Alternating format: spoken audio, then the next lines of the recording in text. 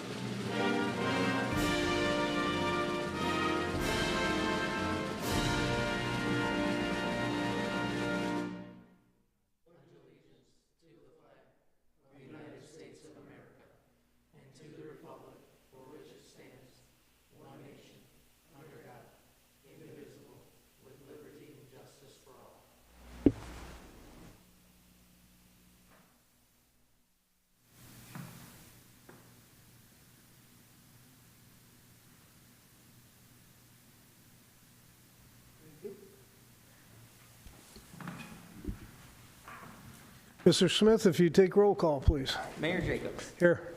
Mayor Pro Tem Dold. Here. Councilmember Hughes. Show Councilmember Hughes absent and excused. Councilmember Witt. Here. Councilmember King. Here. Councilmember Dold. Here. Councilmember Karafotis. Here. You have a quorum of 6. Thank you. Okay, item 4 is our approval of the agenda.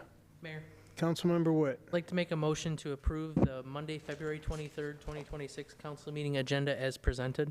Support. Support from Mayor Pro Tem Dold. Comments from the table? From the public? All in favor? Aye. Opposed?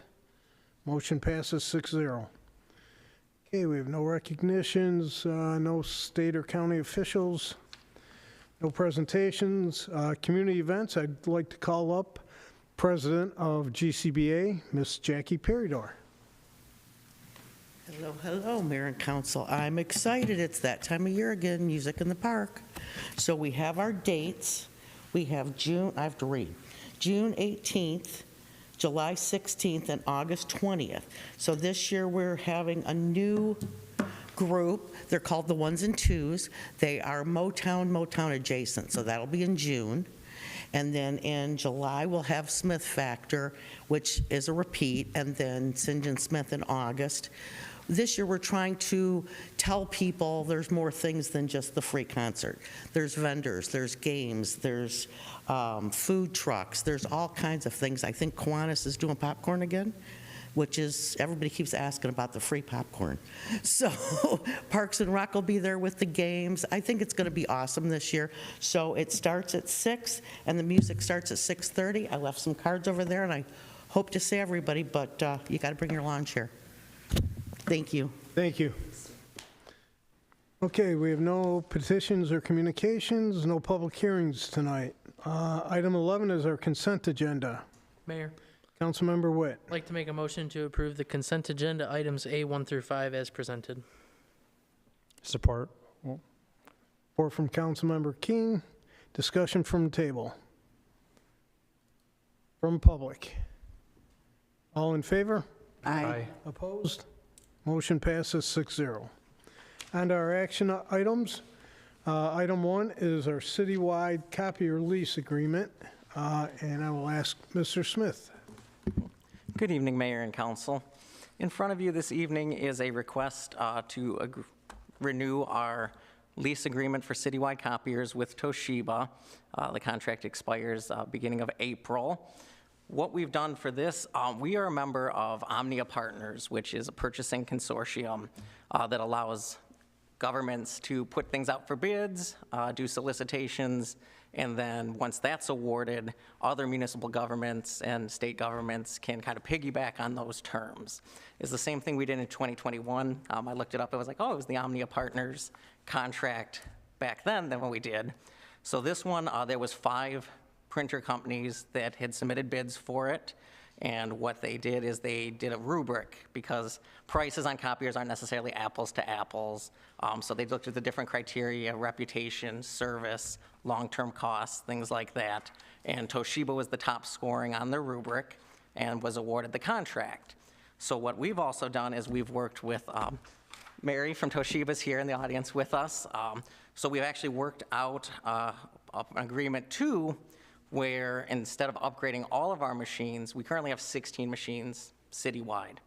We are upgrading 13, which are the ones that are used the most. So we'll get upgraded new equipment. But there's 3 in the city that have relative low usage comparative to the other ones.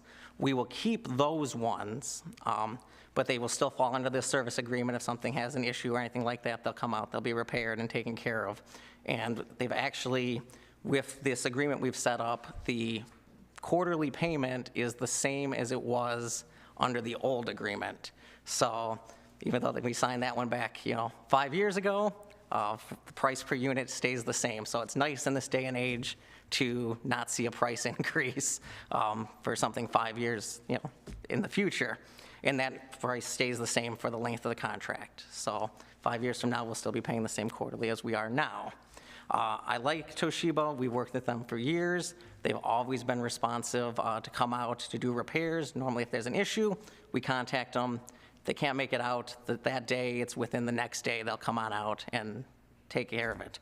The other nice thing about Toshiba is we already have the print drivers installed on our system, so it's going to minimize our IT time in terms of getting everything up and running. Toshiba will swap out the old machines, bring in the new ones. We should be kind of pretty much a plug and play, good to go when they bring those in. So it minimizes external IT work. Also, over the course of 5 years, I think after 5 years, our staff is finally comfortable and has memorized exactly how to use the copier interface. They don't have to learn a new system.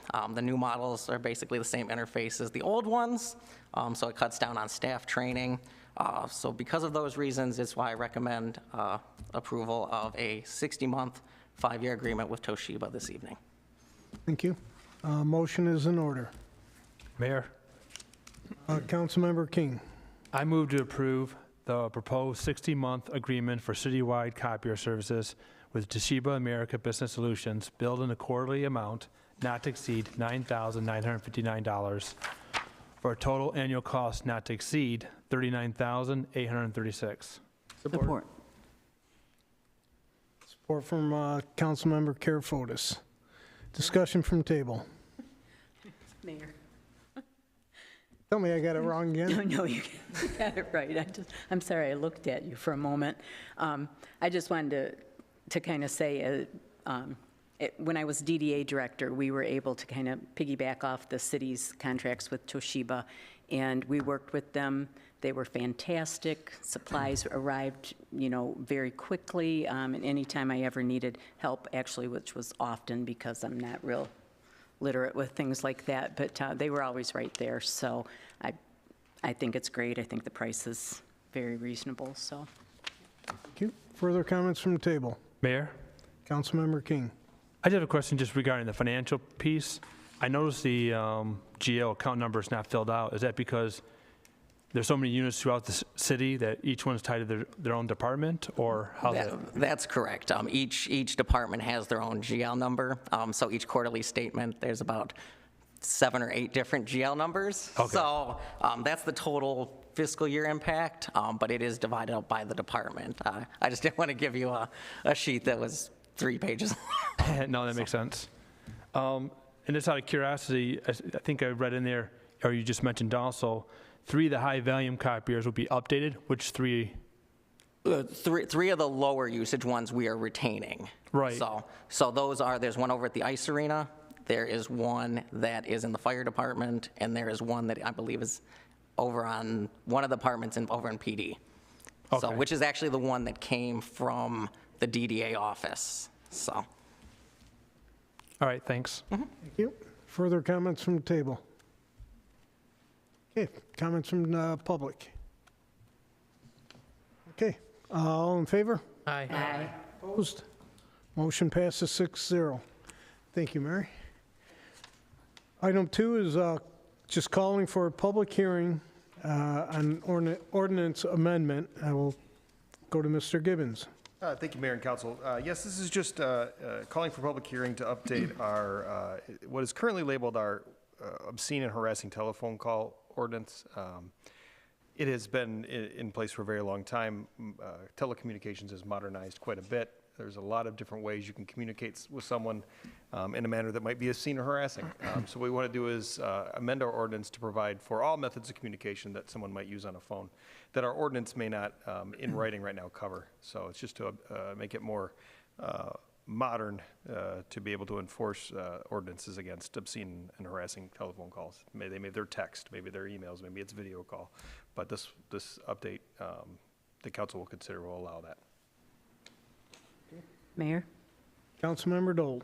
I'd like to move to call a public hearing for Monday, March 23rd, 2026 at 7 p.m. to consider an amendment to Chapter 131 for malicious use of service provided by telecommunications service provider. Support. Support from Councilmember Karafotis. Further discussion from the table just on the calling of the public hearing. Mayor, Councilmember King. the copy of the current ordinance as in the packet, that's the existing one, right, without the markup yet? The one in the packet, I believe, is actually the updated that we will be considering. Let me double check and make sure there's not another. It is a draft of the one to be considered. As we've renamed it, malicious use of a service provider by telecommunications service provider. It was previously known as obscene or harassing telephone calls. Could we get, I guess a question is, could we get a copy of what's been changed or what's been updated in this ordinance? Absolutely. Like a red line copy? Yes, no problem. But it is a nearly complete overhaul of the ordinance.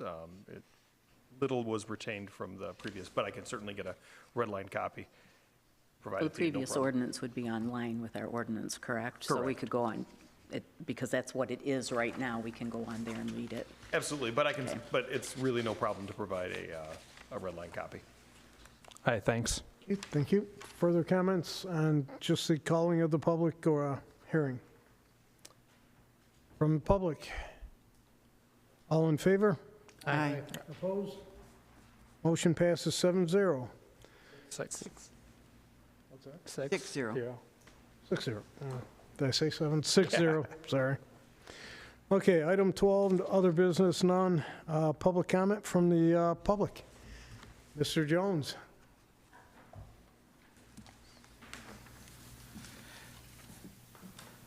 On March 17th, there's going to be a St. Patrick's Day lunch at the Radcliffe Center.